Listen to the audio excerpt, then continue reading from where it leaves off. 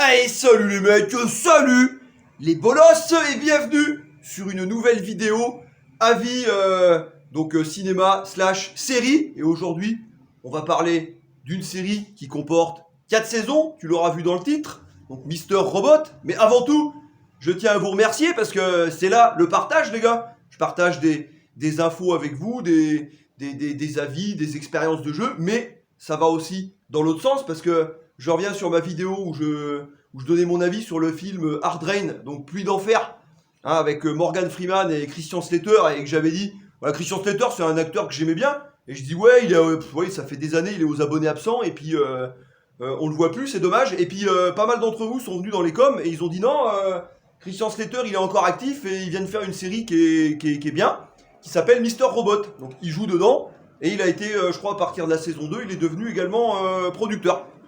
Donc j'espère aussi que ça pourra relancer sa carrière, parce que moi c'est un acteur que j'aime bien. Donc du coup, quand j'ai lu vos coms, ah, Mister Robot, Mister Robot, Mister Robot, c'est revenu plusieurs fois, quelques fois, du coup, ça m'a intrigué. Et du coup, voilà, j'ai regardé la série complète, donc qui est composée de 4 saisons. Alors après, je me souviens plus, hein, ça va de 10 épisodes en moyenne par saison, jusqu'à 13 ou 14 sur la dernière.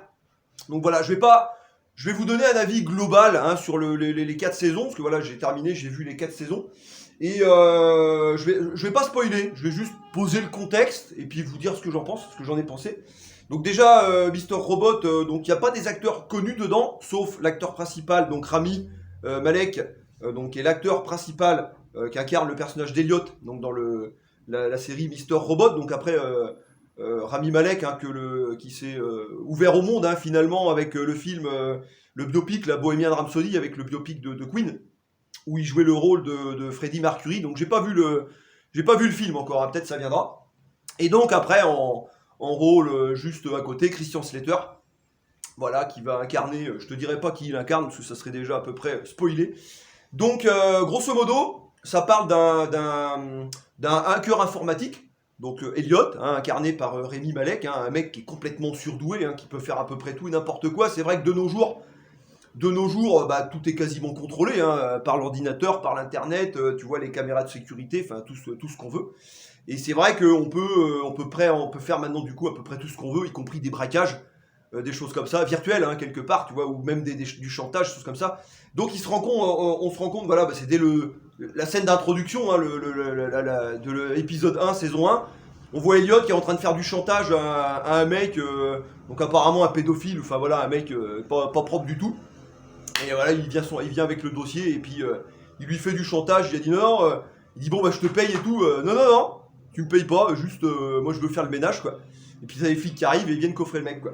Donc en gros c'est ça, en fait c'est un hacker, qui joue un peu les Robins des Bois, qui veut améliorer le monde, hein, donc il est un peu tout seul de son côté, et il va se faire recruter rapidement par une bande de hackers, hein, une espèce de petite communauté de hackers, hein, dans le film qui s'appelle la F Society, et qui est dirigée justement par Christian Slater. Et Christian Slater qui dit ouais, on a regardé ce que tu fais, c'est bien, tu fais un peu le Robin des Bois, c'est cool, mais voilà, il faut voir plus grand. Et si on fait tomber des grosses compagnies multinationales, c'est genre OCP comme dans Robocop, c'est des compagnies qui possèdent quasiment presque tout dans le monde, tu vois. Et là, tu vas pouvoir réellement faire changer le monde. Et du coup, il a une espèce de, voilà, Christian Slater, il a une espèce de plan de sabotage, de quasiment la plus grosse société mondiale, et qui évidemment va faire château de cartes en s'écroulant, puis va foutre un sacré bordel. Donc ça rappelle évidemment, c'est un peu une critique, évidemment, de ce qui s'est passé en 2008, hein, avec les banques, hein, les subprimes, la crise des subprimes, etc. Donc il y a une critique là-dessus. Et ensuite il y a une critique, voilà, sur le monde actuel, sur le fait que tout le monde est connecté, tout le monde peut avoir les infos de tout le monde, hein, sur Facebook, tu vois, avec on partage des photos, on partage des likes. D'ailleurs il y a plusieurs scènes dans différents épisodes, différentes saisons où on voit Elliot, il est là. Elliot, t'as pas de compte Facebook? Bah non, ça sert à rien, j'ai pas de compte Facebook. Et puis même t'as un compte Facebook, t'es mort, quoi. T'es mort parce que t'es fliqué et tout. Puis tu vois le mec, c'est un antisocial. Donc en fait, Elliot, voilà, c'est un antisocial, et c'est là qu'en fait, tout va jouer sur la série.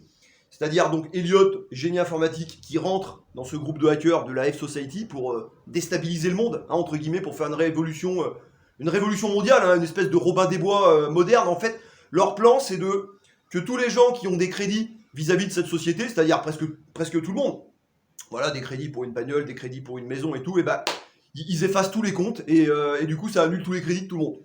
Voilà, en gros, donc c'est une espèce de Robin des Bois moderne, hein, quelque part. Et voilà, et donc c'est là qu'ils embauchent Elliot pour les aider dans leurs tâches, parce qu'Elliot, il a des compétences, voilà, c'est une super brute, en fait. Et donc voilà, donc toute la série, ça va s'articuler autour de ça.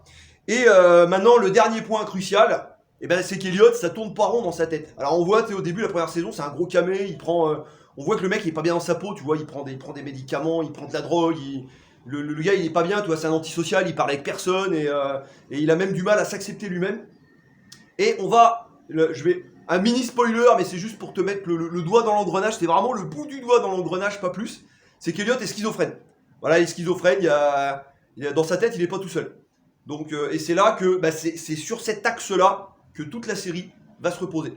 Alors la première saison est plutôt pas mal. Alors c'est un peu en dents de scie, hein. Il y a des épisodes où ça va pas raconter grand-chose, ça va plutôt parler des personnages, développer un peu le background, peut-être pour avoir un peu plus d'empathie. La saison 2, j'ai pas trop aimé, c'est une saison, il se passe rien.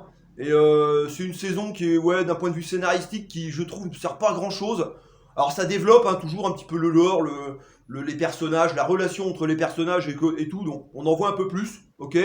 La saison 3, voilà, là il y a des choses qui se passent, il y a des choses cruciales, hein, au niveau scénaristique, et limite la série aurait pu s'arrêter à la saison 3. Voilà, ça aurait pu être la conclusion de la série. Ensuite vient la saison 4 qui du coup va se focaliser, donc en fait tous les enjeux posés par le scénario dans la saison 1, 2, tout va quasiment se résoudre dans la saison 3, d'un point de vue enjeu. Donc c'est là que je dis que finalement la série aurait pu s'arrêter à la fin de la saison 3, oui, mais on serait resté sur notre fin quand même, vu le développement de personnages qu'on a eu. Parce que comme j'ai dit, il y a des épisodes qui ne servent pas à grand chose, à part pour développer des relations entre certains personnages, etc. Donc du coup, si la série s'était arrêtée à la saison 3, on serait dit, ok, voilà, le problème est résolu, quelque part, mais on serait un peu resté sur notre fin dans le sens, on aurait bien aimé en voir plus de ces relations de personnages, tu vois. Et en fait, la saison 4, eh ben, c'est uniquement là-dessus, quasiment. C'est uniquement là-dessus, plus une continuité un peu de ce qui s'est passé dans la saison 3, je vais pas te dire, la résolution du problème, voilà, ça va engendrer d'autres choses, voilà, mais en fait, la saison 4 va vraiment, du coup, l'enjeu scénaristique sera plutôt mis en background, et la saison 4 va dévoiler va dévoiler presque toutes les cartes, hein, justement, ça va être le finish, hein, et justement entre la relation entre les personnages. Donc la saison 4, c'est la plus humaine, on va dire.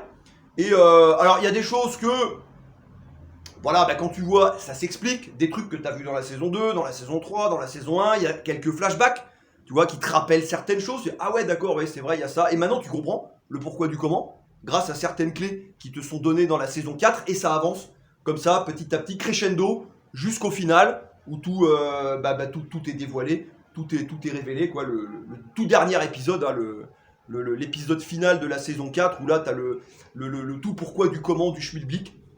Et là, tu dis, ouais, c'est bien écrit. Parce qu'en fait, donc, Mr. Robot, alors, globalement, c'est une série que j'ai bien aimée, sans plus, tu vois. C'est pas excellent, je trouve. Bon, le final est bien, le crescendo est bon, tu vois, l'écriture est bonne, c'est sympa.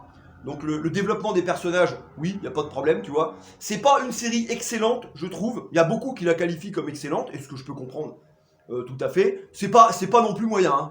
Là, on va être dans le bon, de mon sens personnel, on va être entre le bon et le très bon. Voilà, donc comme je disais, ça va être en dents de scie, il y a des épisodes qui vont tomber un peu dans le moyen, mais si on fait une moyenne, pour moi, ce qui me concerne, on va être dans le bon et le très bon. De toute façon, je pense que c'est une série à voir, parce que voilà, Rami Malek joue vachement bien le rôle d'Elliot, hein, il est très très très convaincant. Revoir Christian Slater, du coup, dans une machine pareille, et puis voilà, dans un jeu d'acteur convaincant, bah ça fait plaisir. Moi, ça m'a fait plaisir. Franchement, c'était cool, et j'espère honnêtement que ça va relancer sa carrière, et puis que Christian Slater, on va le voir après, dans d'autres séries ou d'autres films, hein, parce que voilà, moi j'aime bien cet acteur, c'est cool, donc ça fait plaisir de le revoir.